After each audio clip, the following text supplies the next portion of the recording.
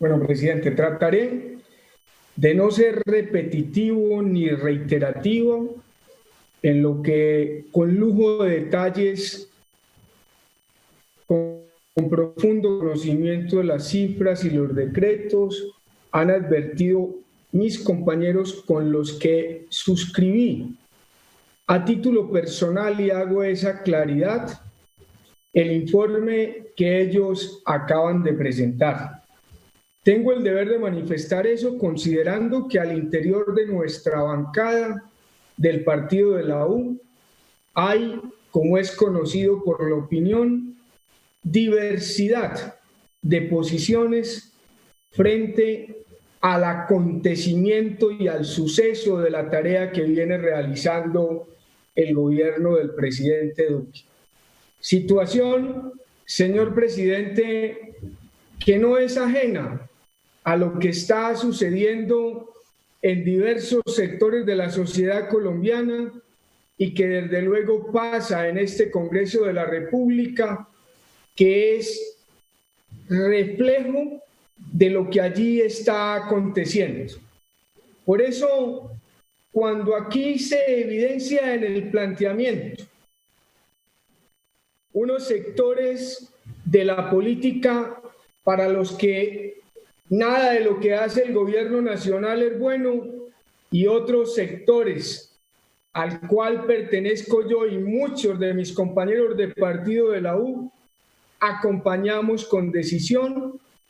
todas las medidas que el gobierno nacional ha venido tomando, no solamente para enfrentar la crisis generada por la pandemia, sino otro grave problema, el de la creciente indignación social en las calles, producto de ese descontento generalizado con la institucionalidad del país. Y advierto eso, señor presidente, no con el ánimo de abrir el debate ni de confrontar, simplemente con el ánimo de que quienes hoy ven esta sesión en la opinión entiendan que quienes se oponen al gobierno no van a ver nada bueno en sus decisiones, y quienes lo defendemos con firmeza creemos que ha obrado de la mejor manera. Se ha advertido aquí, por ejemplo, que las circunstancias que dan lugar a la segunda declaratoria de la emergencia por parte del presidente Duque, al ser hechos previsibles, no daban lugar a la misma. Luego el gobierno, dieron a entender, incumplió sus funciones sobrepasándolas. Yo quiero responder a esa inquietud que uno de los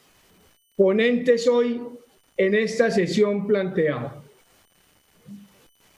La Constitución, cuando fue la Constitución del 91, cuando crea el control mixto y entrega la potestad de hacer el control constitucional a la Corte Constitucional y entrega la potestad al Congreso de la República para hacer el control político, plantea que este Congreso tiene que pronunciarse sobre la oportunidad, sobre la conveniencia y sobre la ocurrencia de los hechos que dan lugar a esa declaratoria de emergencia. Yo quiero plantearle lo siguiente. ¿Será que cuando se declara la primera emergencia, en un escenario desconocido para todos los gobernantes del mundo, que les ha tocado ir tomando decisiones sobre la marcha y acomodando esas decisiones a las realidades puntuales que empieza a enfrentar cada nación producto de la crisis, tienen realmente la capacidad de observar, de analizar o de proyectar lo que sucederá en el futuro? ¿Será, por ejemplo, que ese aumento acelerado de contagios en el país, que dieron lugar a la segunda declaratoria de emergencia, podían ser previstos por el presidente Duque? ¿Será que la crisis económica desatada por las primeras medidas, las de cuarentena, como lo advertía María del Rosario, impedían o posibilitarían que el gobierno proyectara o considerara lo que iba a suceder después de esa medida de cuarentena? Y hago esa pregunta por una razón, porque aquí dicen que era previsible. Le pregunto a quienes plantean o hablan de la previsibilidad, ¿será que si el gobierno no toma esta medida y producto de ella los decretos que en materia económica permiten con urgencia resolver una serie de dificultades presentadas de no haberse declarado esa segunda emergencia, el Congreso de la República, nosotros hubiéramos tenido la capacidad de reacción inmediata para atender con celeridad y buen tino esas necesidades de los microempresarios, para poner un ejemplo, las necesidades del crédito, para poner otro ejemplo, los requerimientos en materia social con las ayudas que ha venido entregando el gobierno nacional vía decretos? Desde luego que no. Apuesto a que todavía estuviéramos aquí desgastándonos en discusiones bizantinas,